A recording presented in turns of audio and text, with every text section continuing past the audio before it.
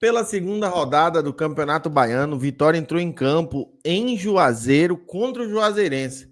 Interessante que esse jogo, o Vitória saiu vencedor. Ele triunfou contra o Juazeirense por 4-1 no estádio do rival, derrubando várias narrativas que rondavam o Barradão. A primeira de que o time levou, ou a torcida levou o time para as conquistas do ano anterior. Vemos, sabendo que em casa o time empatou, sim, em condições adversas, contra o Barcelona de Ilhéus, e fora de casa, onde provavelmente não era a maioria a torcida do Vitória, tinha bastante torcedor do Vitória, mas não era a maioria, o Vitória saiu vencedor desse jogo com 4 gols, participação de Janderson e uma boa surpresa.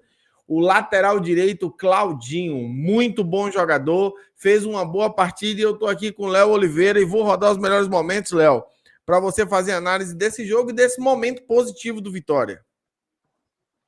Né?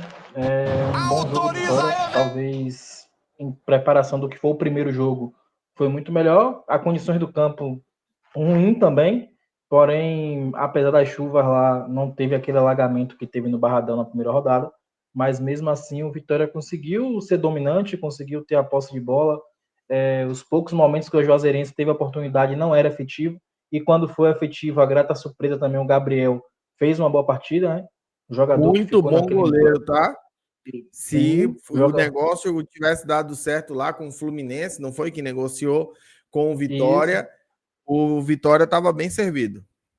E aí ele fez uma grande partida, parou na mão dele, né? As grandes oportunidades da Juazeirense. E o Vitória lá na frente, uma grata surpresa também, o Fabrício fez sua estreia, um jogador que mostrou tem muita disposição, muita velocidade. E o Janderson, que teve uma boa partida, o Bruno Xavier também, que foi muito criticado, por mim principalmente na primeira partida. Vi muito pouco do Bruno Xavier e ontem ele conseguiu fazer um gol e dar uma assistência. E foi um jogador assim que foi muito importante. O sistema ofensivo funcionou, o sistema defensivo funcionou. Você falou da torcida e eu acho até um fato curioso. Eu senti ontem muito mais o poder da torcida do Vitória do que no primeiro jogo. Não sei porquê também, mas fora de casa, o Vitória fez como se fosse jogar em casa e o gramado que o próprio Carpini citou não foi problema. O placar foi elástico pela fragilidade do adversário. A Juazeirense, querendo ou não, é um dos melhores times da Bahia ainda. Está no pote ali dos 4 ou 5 times melhores da Bahia, mas ainda é inferior ao Vitória, e o Vitória demonstrando. E ainda não é o Vitória principal, né? Ainda tem algumas peças que faltam estrear, como o Wagner Leonardo, o próprio Lucas Esteves. Ontem, mais uma vez, o Zé Marcos foi improvisado ali na lateral esquerda. Fez uma boa partida no segundo tempo, deu entrada para Hugo. Hugo sofre o pênalti e o Oswaldo bate.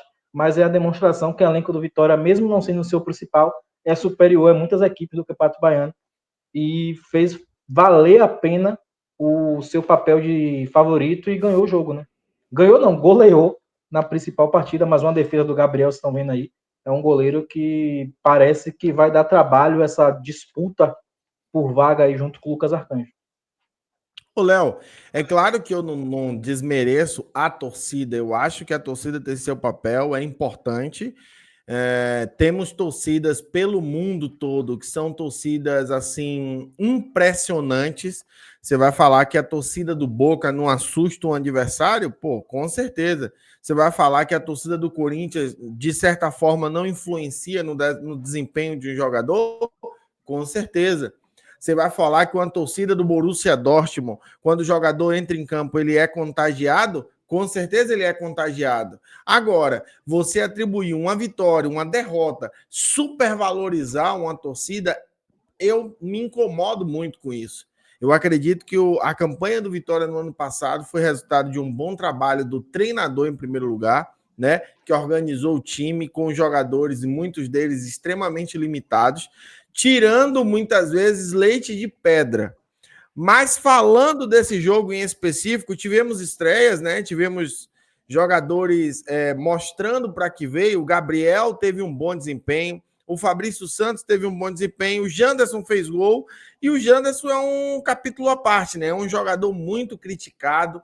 a torcida, a crônica, a mídia pega muito no pé dele, porque muitas vezes ele erra coisas muito básicas. Só que, Léo, no início do ano passado, eu também via Alejandro errando coisas muito básicas, e ele terminou lá o ano com seus 15 gols, ganhando prêmios, e o Bragantino pedindo 30 milhões por ele.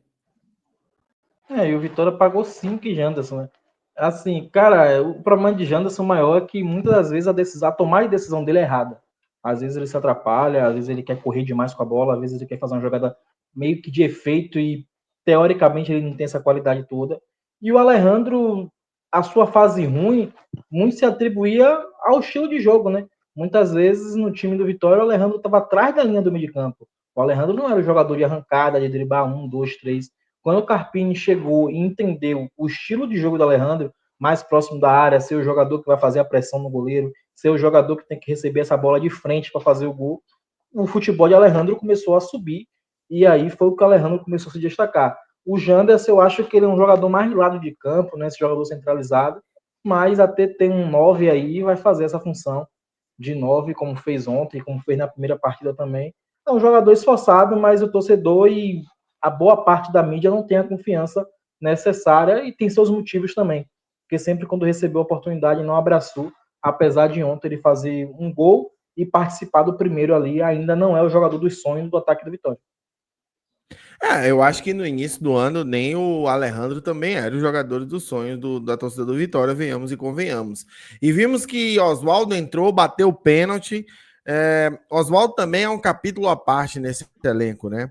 É um jogador muito voluntarioso, tem muita qualidade. Eu lembro que em muitos momentos do ano passado, quando o Vitória estava sob pressão, o Vitória estava mal, em dificuldade, a bola ia no Oswaldo, o Oswaldo acalmava, segurava o jogo, dava um passe de mais qualidade. O Oswaldo merece sim estar nesse elenco, merece ser valorizado e também ter suas oportunidades, né, Léo? Esse ano eu acho que vai ser um pouco mais difícil, porque aquele lado ali vamos ter o Wellington Rato, né? O lado que ele costuma jogar, e provavelmente no outro lado vai ter o Mosquito. Vai ser um pouco mais difícil para ele jogar, mas é um jogador que é da casa, é um jogador que hoje tem status de ídolo no clube, por tudo que passou e por merecimento também. E, cara, quando tá em campo, ele se entrega. Não deixa a idade prevalecer, tá? Ele é um jogador que se entrega e, para você ter noção, ano passado ele era um dos principais jogadores, se não o principal jogador desse elenco. E ontem o Mosquito pegou até a bola para bater, mas aí a torcida começou a gritar e os próprios jogadores entenderam quem tinha que bater o Oswaldo e ele fez o gol, merece todo o respaldo dos próprios jogadores, que é um líder de campo, e do torcedor também, que entende ele como um ídolo, porque eu acho que ele está sim nesse patamar de ídolo por tudo que passou pelo Vitória, todas as campanhas dele até hoje no Vitória, desde a Série B, Série A do ano passado, mesmo se machucando ali no final, foram campanhas de jogador super importante e o merecimento tem que acontecer. E como eu falei, vai ser um pouco mais difícil para ele, porque vai ter um mosquito, vai ter ali também um rato, vai ser um pouco mais difícil, mas eu acho que o Carpini, em alguns momentos, vai utilizar o Oswaldo e ele provavelmente deve encerrar a carreira aí no final do ano. Ô, Léo, para fechar, a gente olha para o elenco do Vitória hoje e tá vivendo um momento diferente, né? O Vitória, no passado, tinha como opções de banco o Zé Hugo, Castilho, jogadores extremamente limitados ali, com baixíssima condição de realmente mudar o jogo. Em dado momento, o Zé Hugo chegou a fazer uma jogada ou outra, o Castilho chegou a fazer uma jogada ou outra. Agora o elenco do Vitória conta com o Elton Rato, Mosquito, que tá aí, chegou no meio do ano passado, no meio para o final do ano passado, conta com o próprio Carlos Eduardo, enfim. É nítido a evolução e a melhora do Vitória, e é nítido também que como é o nome do diretor? Ítalo Ferreira, pode ser? Não Acho tinha que é Ítalo condições Rodrigues. nenhuma. Ítalo Rodrigues. Ítalo Rodrigues não tinha condições nenhuma de exercer a função de diretor de futebol, vide as contratações que ele fez. Eu digo e repito, me parece que a principal mudança dentro do Vitória foi que saiu pessoas que trabalhavam com amor e entrou uma pessoa que trabalha com profissionalismo. O nome dele é Carpini. Desde a chegada do Carpini e do Manequinha também, ali quando saiu o Ítalo Rodrigues, o Manequinha assumiu. os padrões de contratações mudaram, né? O Vitória começou a contratar jogadores provados na Série A, jogadores que têm cara de Série A e não um elenco de Série B. Muito também se passou pela situação financeira do Vitória, que ainda não é das melhores, por mais que o presidente aí recuse valores do Bahia, por mais que o presidente dê as suas entrevistas folclóricas que ele gosta de dar, o torcedor ele tem que estar ciente que as finanças ainda não estão fechando, né? O Vitória tem que fazer muita reforma no Barradão para conseguir participar da Sul-Americana. O Vitória tem outras prioridades também dentro do clube de pagamento de dívidas antigas. Então, foi o que deu para montar ali, mas muita coisa também saiu errada, muito dinheiro gasto, muita bala, como a gente pode falar, a bala foi gasta errada, sabe? Em trazer Luiz Adriano, em trazer Luan. Luan. Foi muita coisa que se gastou que poderia ter uma prioridade melhor. E parece que o Manequinha está aproveitando o pouco recurso que tem, trazendo jogadores dentro do padrão da Série A. E sim, o elenco, em comparação ao elenco passado, é muito melhor. O problema é que outras equipes também se reforçaram, a gente até falou isso no nosso grupo interno, mas se for comparar o Vitória de 2024 com o Vitória de 2025, no papel, o Vitória de 2025 é muito superior ao Vitória de 2024. E isso dá uma possível esperança de ter campeonatos tranquilos daqui para frente, né? Um campeonato brasileiro melhor, já que ano passado, na sua reta final, a Vitória conseguiu se destacar ali e fugir de vez da zona de rebaixamento. Com esse elenco montado um pouco melhor, dá para acreditar em algo mais. Pois é. Muito obrigado, Léo.